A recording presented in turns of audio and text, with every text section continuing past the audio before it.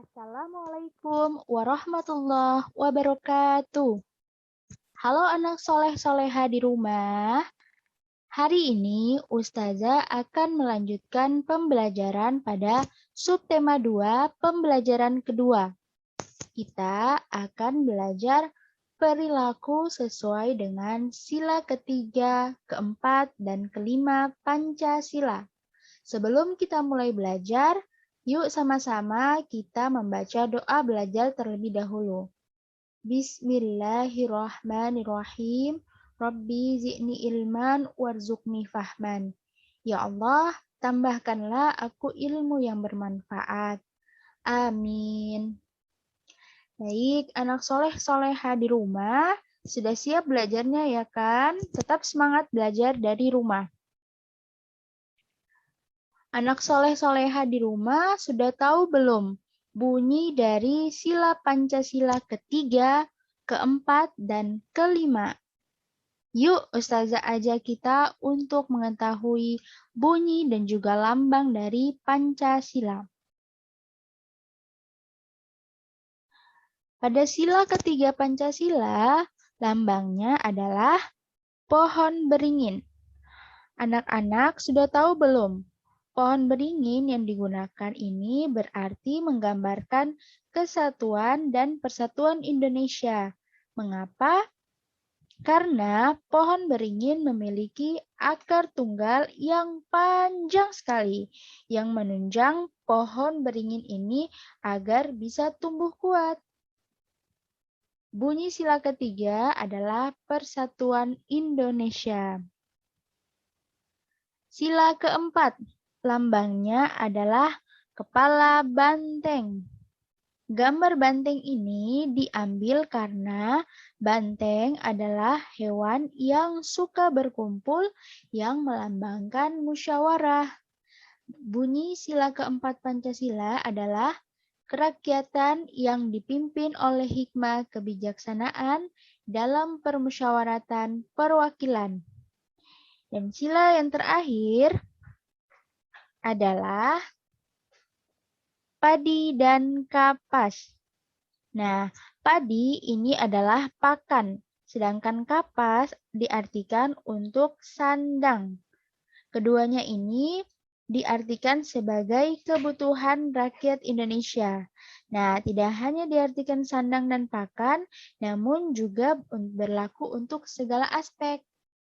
Bunyi sila kelima adalah keadilan sosial bagi seluruh rakyat Indonesia. Oke, setelah kita mengetahui bunyi dan juga lambang sila ketiga, keempat, dan kelima Pancasila, sekarang kita akan belajar contoh perilaku yang sesuai dengan sila ketiga Pancasila. Bunyinya apa anak-anak? Persatuan Indonesia. Ada 4 contoh perilaku yang sesuai dengan sila ketiga Pancasila. Yang pertama adalah menghormati teman dari daerah lain. Yang kedua, mempelajari lagu daerah. Yang ketiga, mempelajari tari daerah. Dan yang keempat, menggunakan bahasa Indonesia saat berbicara dengan teman.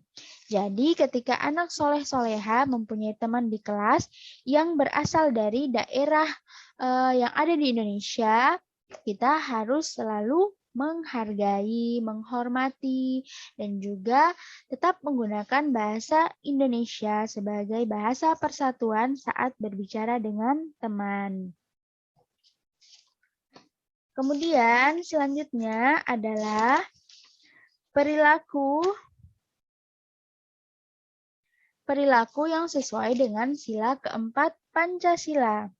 Nah, sebelum membahas perilakunya, Ustazah akan menceritakan bahwa Ebo dan teman-teman selesai berdiskusi. Mereka kemudian berdiskusi membahas tempat bermain lompat tali. Nah, berdiskusi merupakan perilaku sesuai dengan sila keempat Pancasila. Ebo dan teman-teman kemudian bermain lompat tali di taman. Mereka menaati aturan permainan lompat tali. Mereka juga telah menerapkan perilaku yang sesuai dengan sila kelima Pancasila. Anak soleh-soleha di rumah masih ingat tidak bunyi sila keempat? Ya, betul sekali.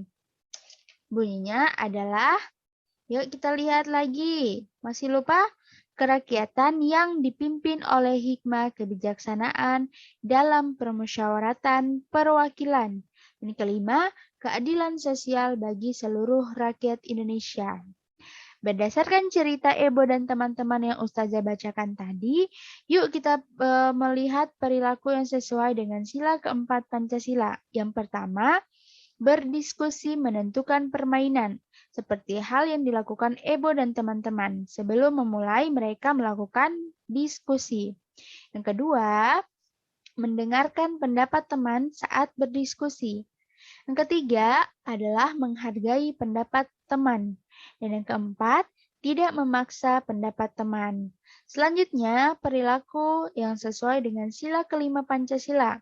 Yang pertama adalah setelah menentukan permainan, Ebo dan teman-teman kemudian menaati aturan permainan. Kedua, bekerja sama membersihkan tempat permainan setelah bermain. Dan yang ketiga, mengantri saat menggunakan mainan. Jadi anak soleh-soleha di rumah jangan berebutan mainan ya, harus saling berbagi dengan teman. Dan yang keempat, merapikan mainan setelah digunakan. Oke, berarti perilaku yang sesuai dengan sila kelima Pancasila ini juga mengajarkan kita untuk senantiasa menjaga kebersihan. Baik, pelajaran kita pada subtema 2 pembelajaran 4 sampai di sini dulu ya. Semoga ilmu yang didapatkan bermanfaat buat anak soleh-soleha. Sebelum kita menutup pelajaran hari ini, jangan lupa untuk selalu mengucapkan Alhamdulillahirabbil alamin. Wassalamualaikum